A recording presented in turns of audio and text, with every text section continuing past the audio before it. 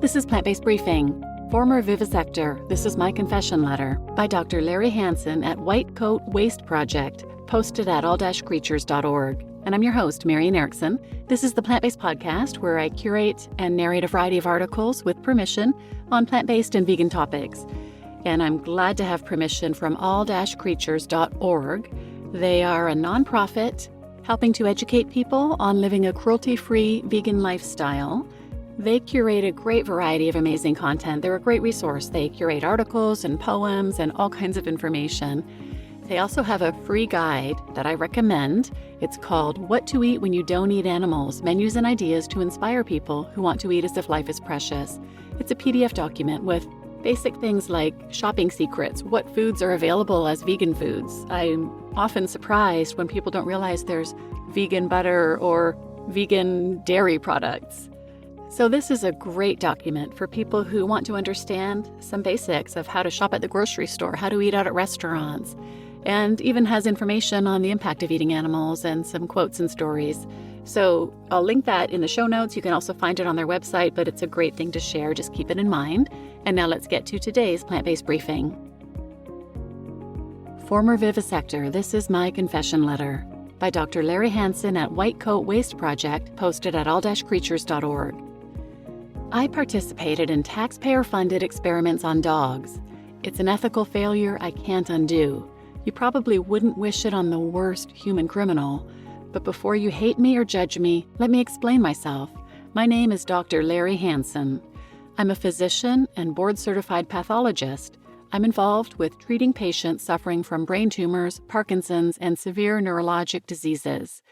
I'm also ranked as one of the top 100 Alzheimer's disease researchers worldwide, with over 160 publications in the last 30 years. Back in medical school, I was instructed to vivisect, from the Latin vivi, meaning alive, and scare, i.e. to cut, and then kill friendly dogs, including a golden retriever and a black Labrador retriever. The golden was the quote-unquote lucky one. We only cut her open, observed some basic physiologic functions, and killed her. The black Labrador retriever had it far worse.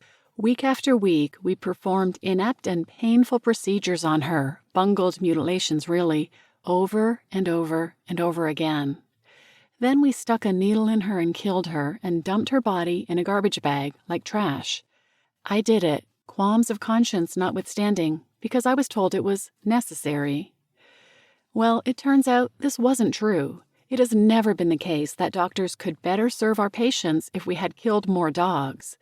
In my specialty, Alzheimer's disease, the drug failure rate is actually 99.6%, and the use of animals has recently been referred to as a cliff over which people push bales of money. Dogs aren't trash. Although I wish more than anything that I could, it is not possible to change the past. But I can do something now, and that's exactly why I've written you this urgent note. I've teamed up with the White Coat Waste Project to put the final nail in the National Institutes of Health's, NIH, painful dog testing program. The victims of my ethical failings were a Labrador and a golden retriever. That is unusual. The canine of choice for the animal experimentation industry is usually the Beagle. Have you ever held a Beagle puppy in your arms? I have. They are sweet, trusting, docile, and so eager to please. They look at you with those big brown eyes, and all they want you to do is love them. And that's exactly why experimenters take advantage of beagles. These qualities make it quite easy for professors and bureaucrats in white lab coats to torture them. It's a shameful betrayal of a 10,000-year-old bond built upon mutual love and loyalty. The White Coat Waste team has done more for dogs in labs than just about any other group out there. We have close ties to Republican and Democratic members of Congress to cut wasteful spending on NIH's dog experiments. It's compassionate, it's savvy, it's effective. It's how we ended all painful dog testing at the Department of Veterans Affairs. That's the first time in American history that dog testing has been shuttered across an entire federal agency. It's how we defunded all NIH experiments in Russia. Not just Putin's infamous kitten experiments, but every red cent for every single animal test across the entire country. It's how we stopped all 5 of Dr. Fauci's cruel and wasteful hay fever drug experiments on dogs and saved the lives of 6-month-old Beagle puppies. With your support, we've successfully exposed and closed every other in-house NIH dog laboratory, achieving a remarkable 95% reduction in such experiments. 95%. Please support the work of the White Coat Waste Project. You just listened to Former Vivisector, This Is My Confession Letter, by Dr. Larry Hansen at White Coat Waste Project, posted at all-creatures.org, and I'm your host, Marian Erickson. This was another tough one to read, but I'm so grateful for this doctor and for his sharing this information and for organizations like the White Coat Waste Project. I've done a number of other episodes on vivisection, animal experimentation. I'll list some of those in the show notes, and you can also go to plantbasedbriefing.com episodes and then use the search feature in the top right and enter terms like vivisection, animal testing, and some episodes will come up. But you might want to check out 525 by Karen Asp, a vegan behind the scenes of the Envigo Beagle rescue. 509, Meet the Animals, the Mouse, from Society for Humane Science. Also from them, 482, Meet the Animals, Pigs in Science. 393 from Karen Davis at United Poultry Concerns, The Use of Chickens in Agricultural Research, an eye-opening look at unspeakable cruelty.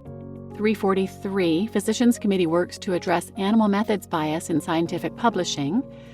303, How Foods Are Tested for Depression. 261, Researcher Spotlight, Dr. Lorna Harries. 176, So You Think Dissection is Great for Education? Think Again. 137, The Sad Link Between Animal Agriculture and Experiments. 86, Animals in Education and Animals in Research. 26, Meet the Animals, Rats in Science. And 5, Animals in Testing. So check those out. Again, they're listed in the show notes.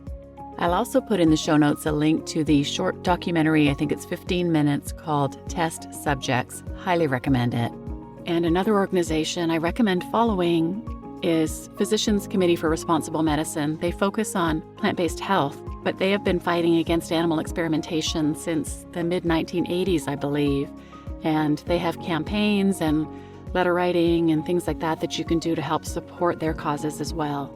So please share this episode with anyone who might benefit, and thanks for listening.